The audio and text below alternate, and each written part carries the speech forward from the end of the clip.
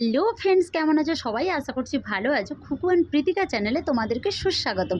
আজ আমি তোমাদের সঙ্গে শেয়ার করতে চলেছি আমার এই বছরের জন্মাষ্টমী মানে কানহার জন্মদিন ঠিক কোথায় কাটলো আর কেমন কাটলো। যেমনটা তোমরা সবাই জানো যে আমি হোম কেয়ার ডিউটি করি, তো আমি চলে এসেছিলাম আমার পেশেন্টের বাড়িতে। আর সেটা কোথায় জানো? সেটা হচ্ছে একদম প্রপার কলকাতায়। আর যেখানে আমি ছিলাম সেই ফ্ল্যাটের তালাটা ছিল 27 তালা আর আমি ছিলাম 24 তালাতে, মানে তোমাদের থেকে অনেক উঁচুতে। তবে জানো তো, এক্সপিরিয়েন্স বলছে সবসময় মাটির নিচের কাছাকাছি অনেক শান্তি, এত উপরে মোটেই শান্তি নেই। যাই হোক, আমি আমার পেশেন্টকে রেডি করিয়ে পুজোর দিন তাদের ফ্যামিলির মাঝখানে হাজির করে দিয়েছিলাম।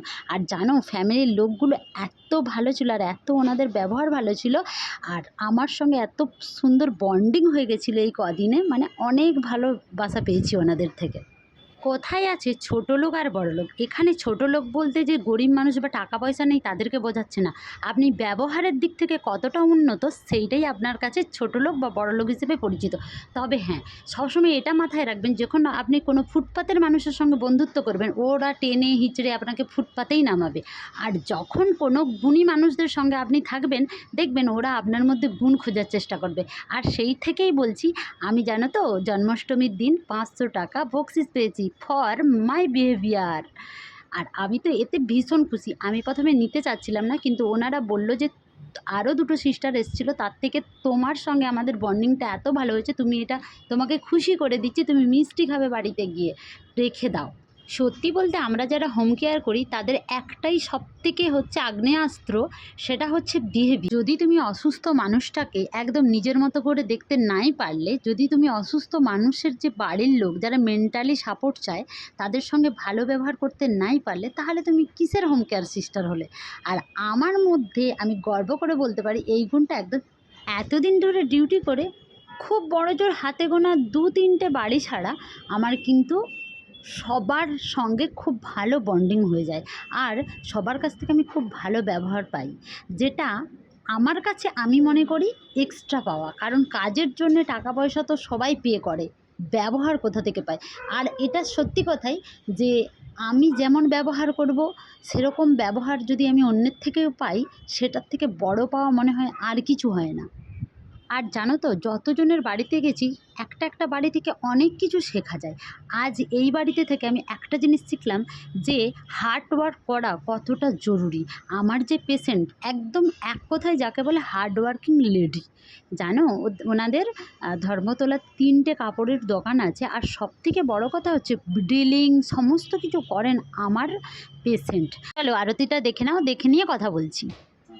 जय गणेश जय गणेश जय गणेश देवा माता जटी पार्वती सीता महादेवा एक दंत धावंत चार भुजाधारी मस्तक सिंदूर सोहे मूस की सवारी जय गणेश जय गणेश जय गणेश देवा माता जटी पार्वती सीता महादेवा अंधन को आँख देते कोरियन को काया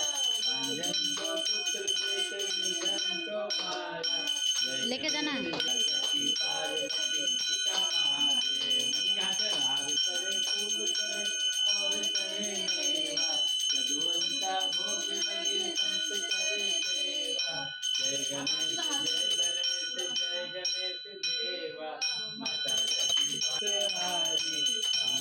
को पूरा करो जग बलिहारी जय गणेश जय गणेश जय गणेश देवा माता जकी पार्वती सीता महादेवा।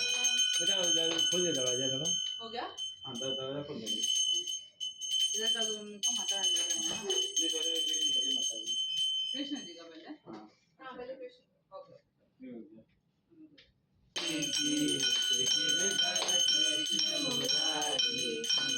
आरती कुंज बिहारी कृष्ण मुरारी गले में घंटी माला बसावे मुरली मधुर बाला श्रवण में कुंडल जल खाला नंद के आनंद नंद लाला गगन सन अग कांति काली राधिका चमक रही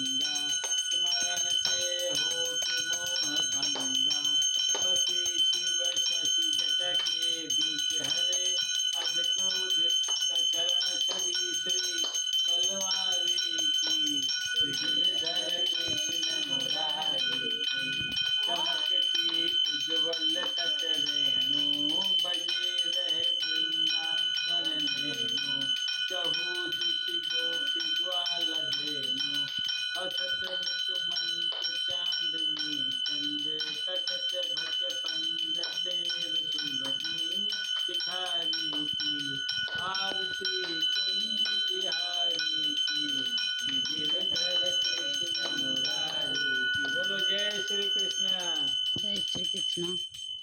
जल पर कूद पड़ो माँ करके सिंह सवारी सौ सौ सिंहों से भी बलशाली है डंकू जाओ वाली दुखियों के दुखेड़ेगी वारती ओ मैया हम सब उतारे तेरी आरती माँ बेटे का है इस जग में बड़ा ही मन नाता पूत कपूत सुने हैं पर ना माता सुनी तो माता सब पर करुणा बरसाने वाली अमृत बरसाने वाली दुखियों के दुख देने वाली ओ मैया हम सब उतारे तेरी आरती नहीं मांगते धन और दौलत ना चांदी ना सोना हम तो मांगे माँ तेरे मन में एक छोटा सा कोना सबकी बिगड़ी बनाने वाली लाज बचाने वाली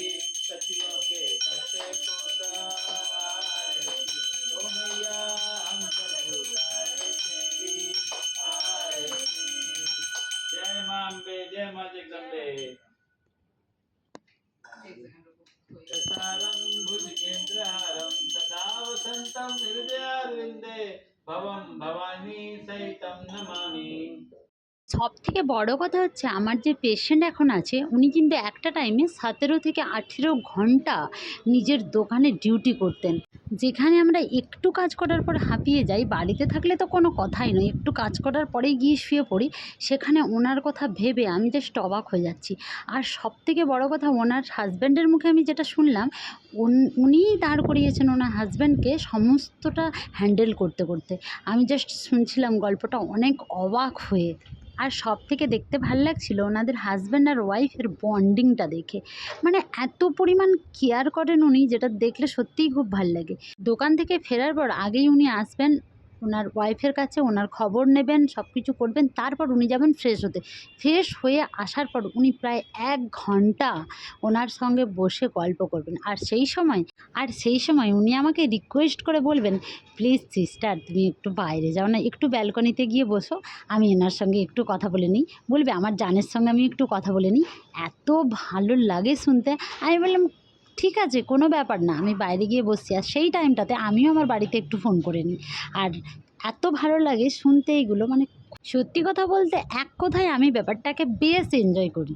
আর খুব ভাল লাগে এটা ভেবে যে উনি কতটা লাকি, যার জন্যে এতটা কেয়ারিং একটা হাজব্যান্ড পেয়েছে। যেখানে এখনকার দিনে ওয়াইফকে সবাই ছোট করতে ব্যস্ত, আঙ্কেল দোকান যাওয়ার আগে তার ব্যাগে ওয়াইফের হাতটা ঠেকিয়ে কপালে চুমু দিয়ে তবেই দোকানে যান। কপালকে সাজানো থেকে শুরু করে আরতি, তারপর ঝোলা ঝুলানো, তারপর প্রসাদ বিতরণ, পুরোটাই আমি ভীষণ পরিমাণে ওনাদের সঙ্গে থেকে এনজয় করলাম। তারপর ডিনার শেষে যে যার রুমে। চলো আজ এই পর্যন্তই, ভালো থেকো, সুস্থ থেকো, লাভ ইউ, টাটা। দেখা হচ্ছে পরের ব্লগে।